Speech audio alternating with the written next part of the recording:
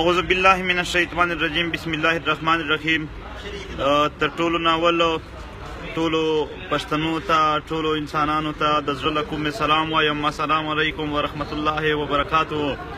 او نیکې هیلې او احترامات او ټول ښه تکړه اوسئ، بیدار اوسئ، پښتانه د پلارونو او نیکونو تاریخ ولولئ. دا خو ډېره داسې مبارزه ده چې په اسانه کېږي. هغې خو ډېرې لویې لویې مبارزې کړي دي. د کراچۍ د جبر په ښار شبه انشاءالله نن جلسه وي. موږ په لاره یو، د روان یو، انشاءالله د رسېږو به.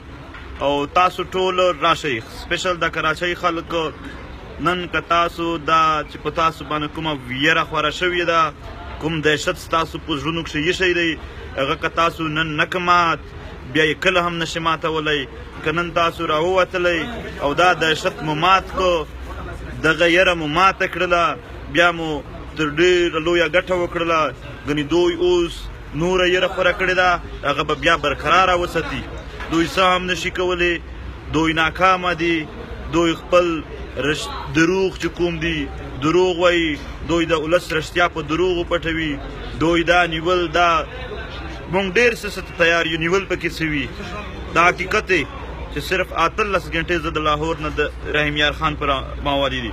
هر ځای چې لار بند، پولیس کله نسي کله څه کي، خو بیخي ما خو خندا پر راځي. او بیا خو هم زموږ روان یو، کراچۍ ته ځو انشاءالله. موږ د روان یو، تاسو ټول دی الله آباد لري. د جبر په دې ښار شي، د پښتنو په وینو باندې، د پښتنو منډې په اوښکو باندې یوه ویره خوره شوې ده، هغه ته به شکست ورکوي.